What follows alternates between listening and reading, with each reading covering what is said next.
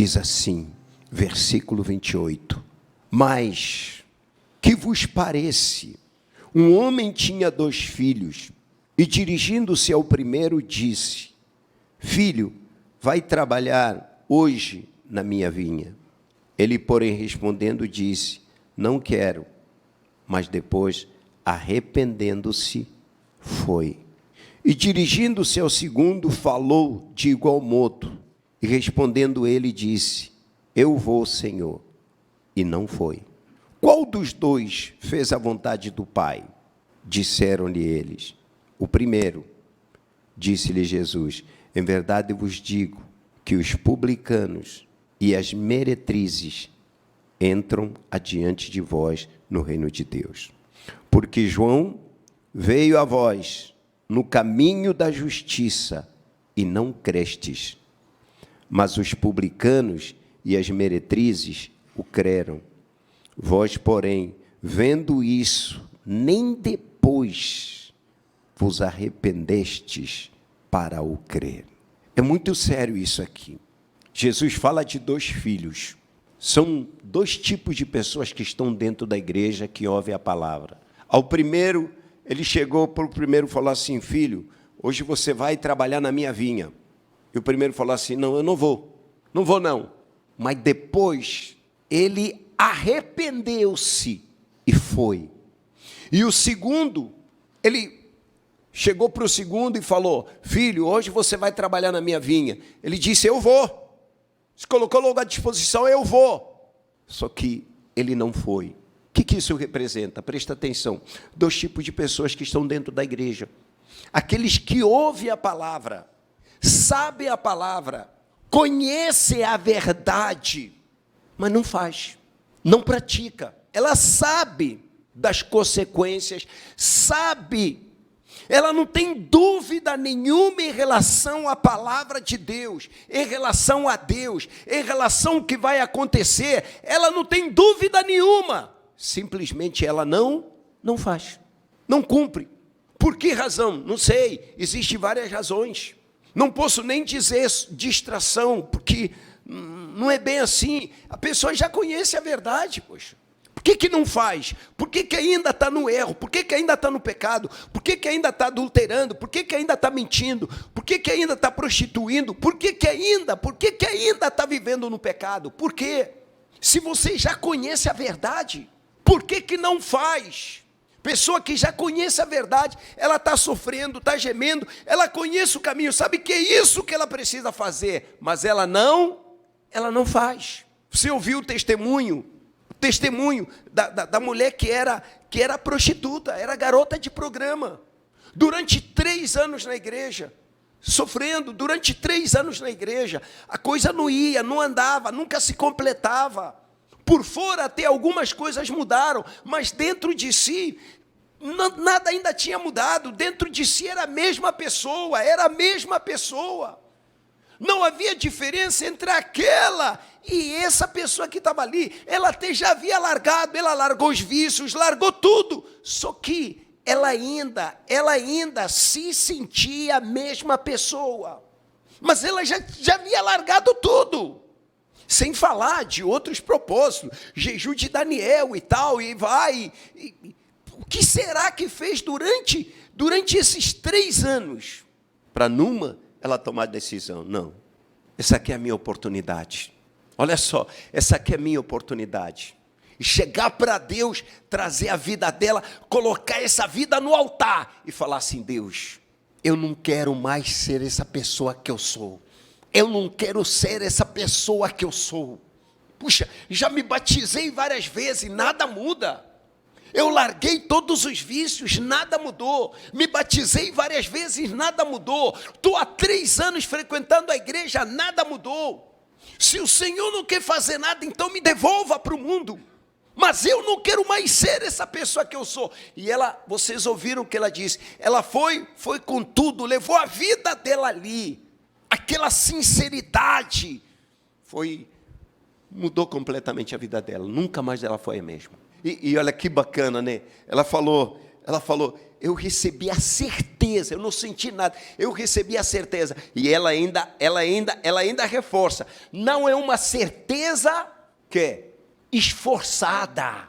Sabe aquela certeza esforçada? Aquela certeza duvidosa? Porque tem vezes que a gente esforça uma certeza. Não, e ela foi bem clara. Não é uma certeza esforçada. É uma certeza. Por que não é uma certeza esforçada? É uma certeza que o próprio Deus, é o próprio Deus quem coloca. É por isso que, às vezes, pessoas me perguntam, eu recebo muito esse tipo de pergunta. Como é que eu vou saber que o Espírito Santo está dentro de mim? Você vai saber. Quando ele chegar, você vai saber. O dia que você receber ele, você vai saber. Não tem como você não saber, não tem como você estar em dúvida, não tem como você duvidar, porque é Ele dentro de você confirmando, eu estou aqui, eu sou contigo. Não há dúvida nenhuma. Está entendendo? Então, o que estava faltando para ela? Imagine quantas palavras já ouviu, imagine quantas pregações ela ouviu durante esses 3 anos, imagine quanta coisa ela ouviu, só que durante esse tempo todo que estava ali, você vê quem estava perdendo? Ela. Você vê, só foi ela acertar no altar, a vida dela mudou. Casada, amém pessoal? Poxa, a vida, tudo mudou, gente, só foi ela acertar no altar, tudo mudou. Era o que faltava, o quê? Sinceridade, arrependimento. Esse filho, que no início disse o quê, gente? Não. O filho que no início disse não, foi sincero, não. Mas depois se arrependeu, arrependido, ele depois se arrependeu. E foi lá e fez. Buscou a vontade, ele foi lá e fez. Fez o quê? Presta atenção nisso aqui. Ele foi, isso aqui tem um significado profundo. Ele foi e fez o que o pai lhe pediu. O que é isso? O que o pai lhe pediu era a vontade do pai. Ele no início abriu mão, ele não quis abrir mão da sua vontade. A vontade dele era não ir, a vontade dele era não trabalhar no campo do pai, a vontade dele foi contra a vontade do seu pai. Já o segundo irmão, ele se colocou no lugar, tipo assim, não, eu vou, só que não foi. Sabe aquelas pessoas que vivem da teoria? Dizem que fazem, dizem que são, mas as obras são totalmente opostas àquilo que elas pregam, àquilo que elas falam. Dizem que são, mas olha a vida dela não tem frutos. Dizem que são batizados, mas não tem fruto de arrependimento. Dizem que são batizados, mas você olha para a vida dela, você não encontra o antes e o depois que ela se batizou. Não, eu vou fazer. Não, eu vou lá, eu vou fazer. Só que não faz. Não, eu vou me batizar, eu vou me entregar. Só que não se entrega. Ela continua vivendo a vida antiga. Ela continua vivendo a vida errada. Ela continua nos mesmos erros. Ela disse, eu vou. Só que não faz. Quantas promessas você já fez para Deus e até hoje você não cumpriu? Em quantas promessas? Outro dia eu estava vendo, alguém comentou numa mensagem que eu postei. Falou mais ou menos assim. Eu estou decepcionado com Deus.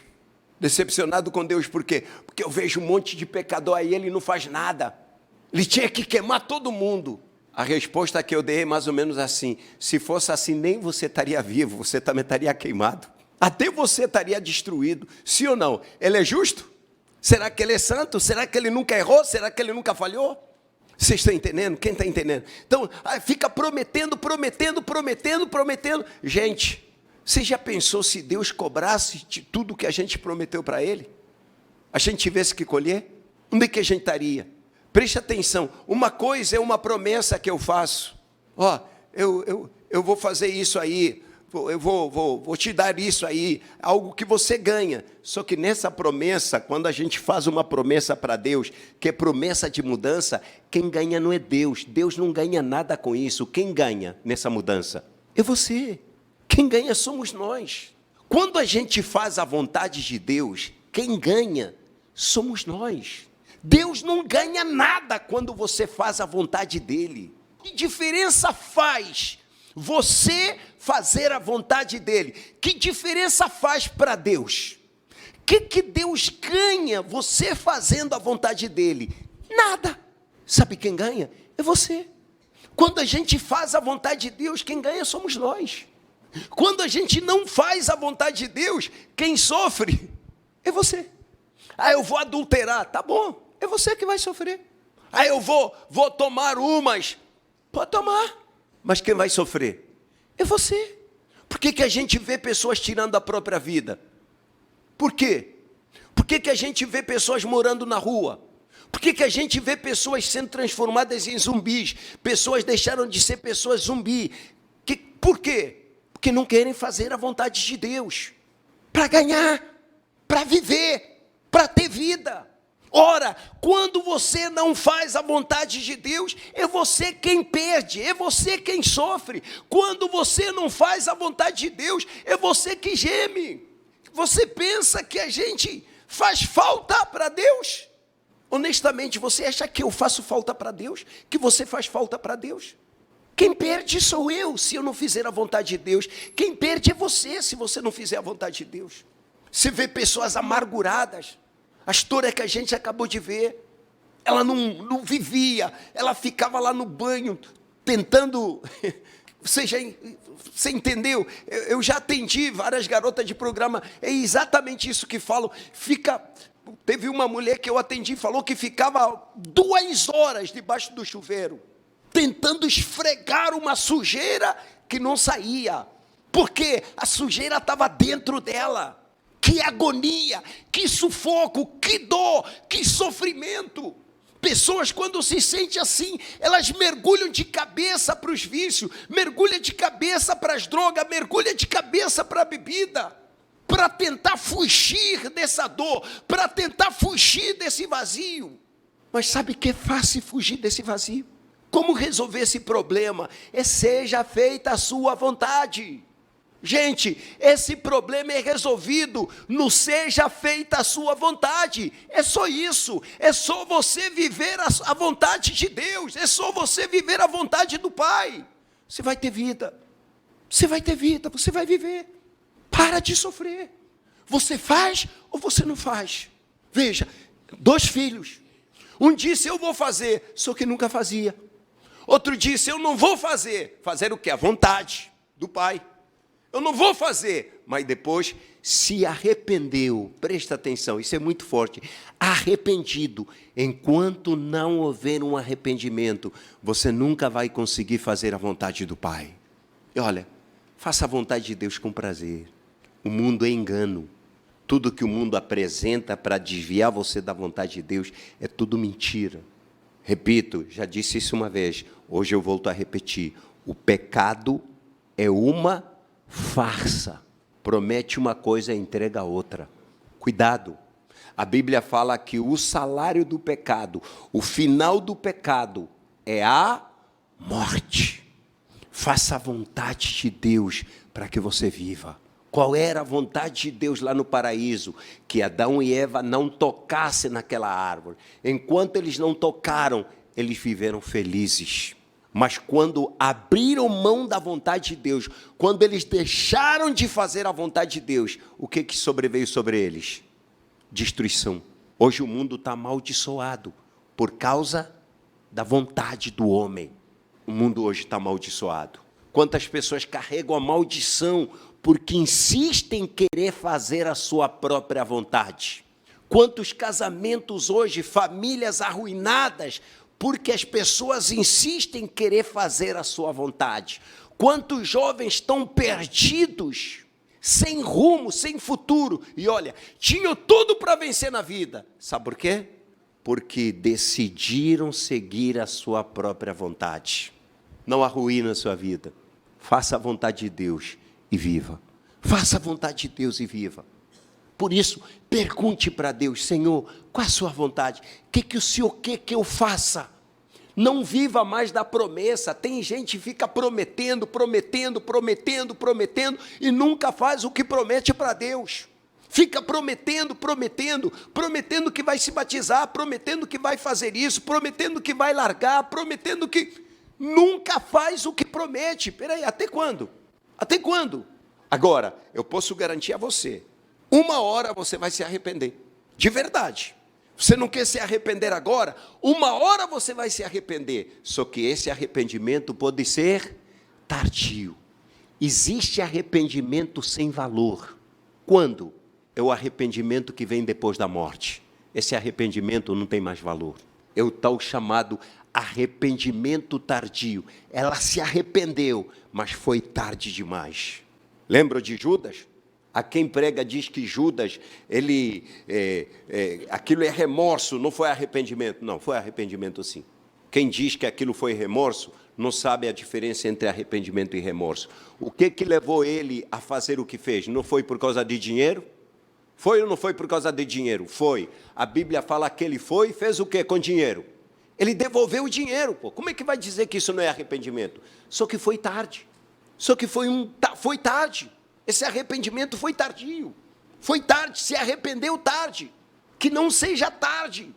Arrependa-te agora. Agora, o arrependimento agora, ele vai te levar para a salvação. Ele vai te levar para a vida. Ele vai te levar para a vida eterna. O arrependimento tardio, olha, eu posso garantir a você que no inferno todo mundo está arrependido, mas é um arrependimento sem valor nenhum. Então, arrependa-se agora, enquanto é cedo.